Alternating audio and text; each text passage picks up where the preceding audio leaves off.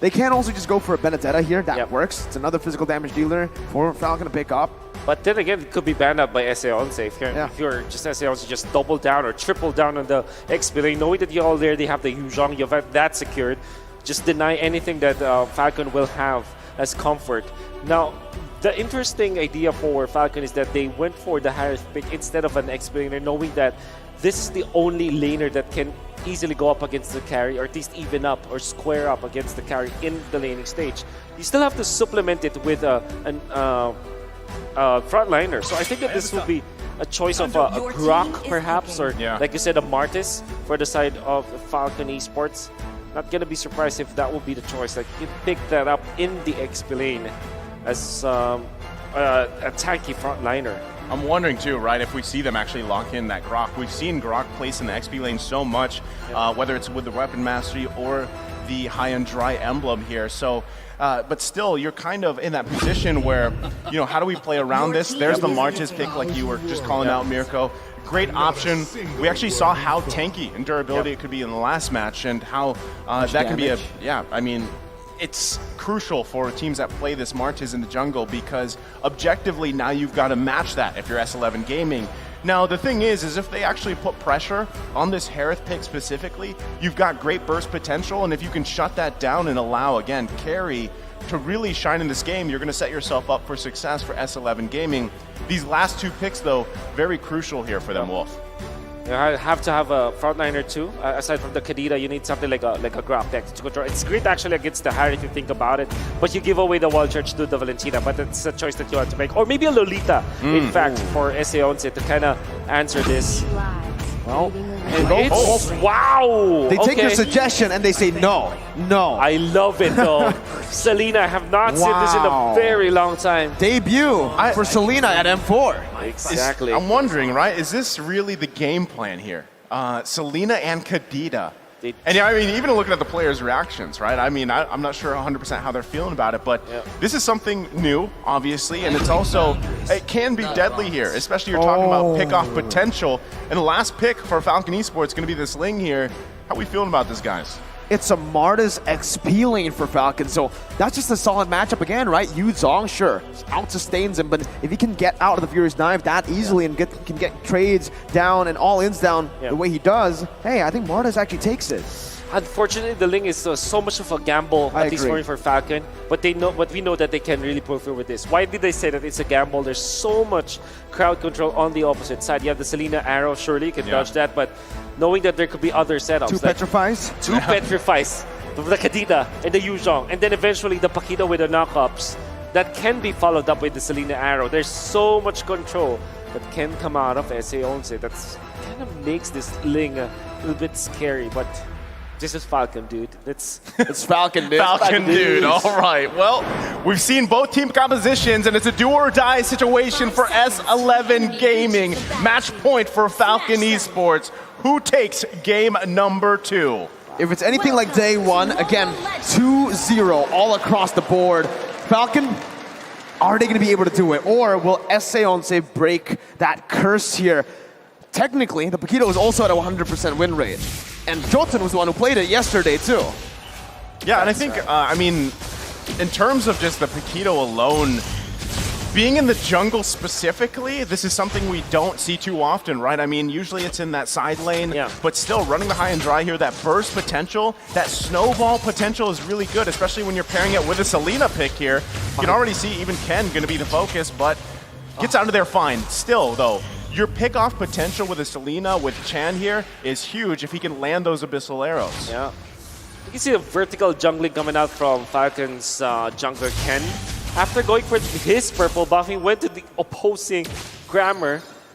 I don't know if that will actually give him more gold, but so far it's so good coming out from Falcon. And we know Ken, we can call him Ken the Man or Ken the Man. Hey, there are a lot of nicknames that Leo created for him. The Candy Man, the Burmese Python, I don't know, you could, or even the Dancing Peacock. I'm pretty sure if you watch that video of Leo out there, when he threw those names out there, Ken's face, just read the room. Well, going back to the game, I mean, specifically, you guys make a good point, right? The Ling is kind of risky here, but still, I think you play off the fact that you have Naomi on this Kanja again. They smelled him. Johnson gonna be knocked up, and that's the collapse. First blood over to Ken. Hey, that's gonna be the missile. Arrow connecting though as well. Chan with an amazing pickoff. Both junglers falling early on, but Ken again with another first blood, dude. Dude, the way that he pathed through the top lane, he went in for, like I said, vertical jungling for Ken, right? And then eventually, he noticed that his Crammers just, why is it not there? Why is it taken out? So he smelled where Jotun was and then outplayed him. Unfortunately, he got hit by an arrow. Oh, yellow flash. That's a finds Papa Dog, eliminates him. Justin also jumping with the Black Dragon form. Chance gonna fall to Naomi. Jotun, no, he does not get the turtle with the red tree, but he does get it with a punch. He will fall to the hands of Falcon though. 1.2k gold lead. And that's massive. Yeah. That's massive for Falcon because the fight that happened didn't have any jungler around it, but there were many kills for Falcon. And then, because of the fact that Jotun is down for 2 deaths, Ken was able to get into his orange buff, which means that there will be a big advantage between the junglers that we have right now. I mean, not only that, but the fact that all those kills are pretty spread well here. But Kai in trouble. Oh, that's a 1v1. Zipix one more hit. Doesn't go for it. Erwin jumps in, doesn't get in range. He actually went for the flicker instead of the petrify. Oh, Naomi though, he has which a flicker. is interesting. Oh, Naomi, flickers forward, just whips Kai, takes him back down. Erwin now alone, jumps in on the Zipix. No petrify to lock him down. He also has that purify. The abyssal arrow whiffing there, and Justin just gets out free. I don't understand why they did not go for the petrify on the Kadita. That really is trippy. And Ken already. 3 blades, it's gonna be enough. Might go for Papadog again. Oh, there it is. 1 HP, he finds it with the orange buff, gets out, just walks away. Yellow flash though, Jolton's looking for him, chasing him down. Yellow flash, trying to get away, he gets out with the flicker too! That's why you call him the yellow flash. Yeah, I mean, he flickered out of there just in time. And I mean, okay, going back to all the points here in the last couple minutes, still, interesting match, right? There's a lot of action 4 minutes in, and it's great to see. But again, if you're S11 Gaming, you got to be worried that look at this distribution of these kills here, as well as the gold. It's 3K ahead for Falcon Esports. It's very well spread. Naomi again with a lead in the kills with Zipex, and now the focus. Erwin can't find it here on the bottom side. Up until now, there are questions being asked here. Why didn't Erwin go for the petrify? And that really gave them a big disadvantage because we were talking about how much they can chain their stunts and how much they can control both the Aerith and the Ling. And that's all down the drain because now we'll have to rely on the petrify on to this Yu Zhong.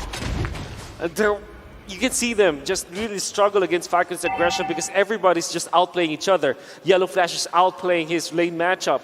You can see Zipix just winning the lane matchup versus Kai. Naomi too gets a Divine Judgment. Erwin, he gets the rough waves out in time, but he is going to lose out on that kill pressure again. Mid lane pushed in, shoved in. That's the Abyssal Arrow connecting, and Jotun's going to be able to follow that up. Knockout strike. Chan finds that kill. Ken looking for some compensation as he dashes in. Has a time of the blades. Gets Jotun knocked up. No, he doesn't, but he does find 3 blades. Ken styling, dashing all across the place. That was clean, right? That was a great play from Ken here, and it's really tough to. That was sweet, dude. Candyman. And maybe it sticks, right? But Chan, I mean, the arrows have been landing where they need to. It's just isn't enough time, and I feel like a big question too. Again, Erwin here with no petrify. Every time we Erwin, okay, he's gonna rough waves out. But still, every time we see a Kadita pop up with a flicker, I feel like that's usually cause for discussion because man, people are like, why do you not roll with that petrify? Now, you have to consider the fact too, there's 2 purifies here for Falcon Esports. That's right. So even those the CC available to S11, they've got to get through that first. Yeah, absolutely. Well, Zipix is already up with the Feather of Heaven, but the conceal play might be really bad for S11. Again, no petrify. You can see the impact here. Ken is going to be able to actually get closer. Naomi finds the Divine Judgment. You can say goodbye to Erwin. Zipix still going through. Oh, that's a Mon Force forcing the flicker out from Chan. Ken picks up the tier 1 in the bottom lane, and it's a 4,000 gold lead, 8-2 this time around. I don't know. That's a good Abyssal Arrow, but no follow-up. That's the reason why you pick up the Aerith against the carry or You know, you see the late matchup really going in their favor. Papadog is going to be able to get that Black Dragon form. The rough wave stolen away by Justin means that he can get out of that. As you were saying, Wolf. Yeah, I mean, you can see Harith winning his lane matchup already, and now he's able to push up his own lane, stealing the damage as intended with the Purify Harith. It's very difficult now to deal with him, especially with all the items he has. He can even push turrets because of his itemization and the natural progression coming up from the Harith. This is an uncontested Harith game, and Falcon are really just enjoying it, styling over S11. Check this out, right? The M4 stat. Selena's debut in M4 after 51 games. I mean, and to be honest, she's got 2 kills right here for Chan, and I feel like the big thing... 100% of the kills. 100% of the kills, yeah, she does, but Conceal Play, they're looking for another here. Justin able to dash out. That's Zipix jumping in with his on force, and Jotun's going to be melted down here. Able to dash away for a bit, but now it's the complete collapse coming in from Falcon as they are looking for their targets. Ken, on the wall, just chilling, backing off. This is what Falcon does so well. When they have these kind of leads, they just keep pushing the gas, right? They literally leave their foot on the pedal here, and it's really hard to stop it because S11 Gaming, again, you're at some point of a disadvantage. Ken gonna be just fine, gets out of there, taking just jungle after jungle. And like I said, this snowball effect, this momentum that we brought up earlier is apparent here in this game too. They're not stopping, and they're even controlling multiple parts of the map at the same time. With no petrify, no lockdown, he missed. And even the Selena, right? Abyssal Arrow connecting dive with Divine Judgment over to Papadog. He disappeared. Ken now, ooh, he was looking for that kill right there. Jolton comes in with 2 jabs. He's gonna be melted down. He's the one assassinated from his engage. It's a 2 for 0. Falcon walking the base down, but you could see that Abyssal Arrow instantly negated by Yellow Flash, who can actually just cancel the CCA. Just as I say that, Chan picks up the kill, flickering forward. That's the 3rd kill for S11 and a 3rd kill for Chan. Oh, they're playing with him now, man. Justin's not even hitting him. I mean, he gets out of there. That's the thing, right? Chan is, I guess you could say, the saving grace here for S11, but to what extent, at what point, you know, does this keep working? It's just a couple kills. You're still working against a massive gold lead in favor of Falcon Esports, and this should just be a free lord for them because, hold on, S11 Gaming going in. This is a Hail Mary play. Papadog only finding Justin, but has the rough wave. Zipix now completely free hitting, using the Zaman Force over. Jolton's gonna be melted down. Naomi's gonna be able to actually deal a little bit more damage before Jolton comes in with a Retribution, but it does not save his life. The killing spree for Zipix, a 3 for 0 for Falcon, and that's a free lord over. The Hail Mary play coming up from S11 did not work because all of a sudden Justin had a rough waves, stolen ultimate to keep him alive and even punish S11. Papadog was in a very tight spot already, as well as Irwin. They're taken out easily. Then Jotun, every time he jumps in forward because he doesn't have enough itemization, as well as the fact that he is very squishy, he gets punished by Falcon so easily. And it's going to be very difficult now. No ultimate available for Papadog. This might be it for Falcon. Naomi finds the Divine Judgment. Papadog melted down. Ken getting the knock up onto 2. Jotun forced to run away. Ken gets caught in the Abyssal Arrow, jumps out with the Fish Boys, gets out alive. Erwin is going to be the one falling to the hands of Justin, and he jumps in for more damage onto Kai. S11 surviving another day. Naisu, what you got to say, bro?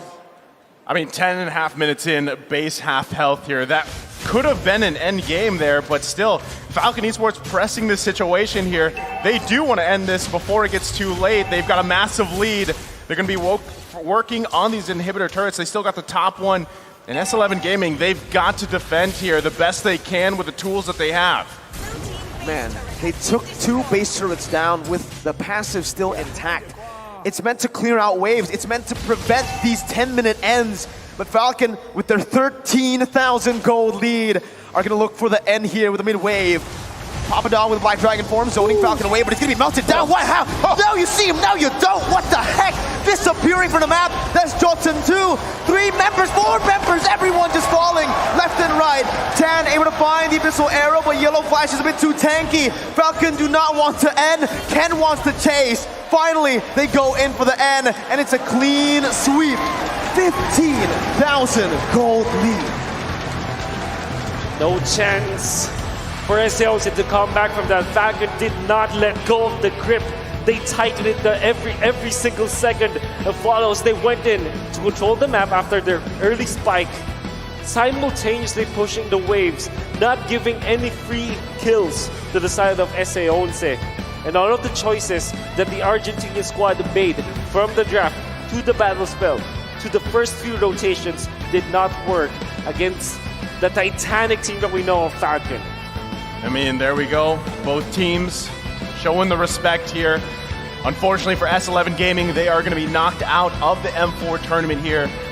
And just sportsmanship, very important between these two teams. And what can we say? Naomi, back-to-back MVP performance, taking out S11 Argentina out of M4. It was a crucial series. And there you go, both teams. Give them a round of applause here. That's beautiful. I love it, right? Out of the competition, they are all friends, and you could see it there displayed. Falcon are going to make their victory march down the stage here. Well, that was the first series of the day. Again, thank you guys so much. We'll be back after this. It's me, Naisu, Mirko, and Wolf. Analysts, break this one down.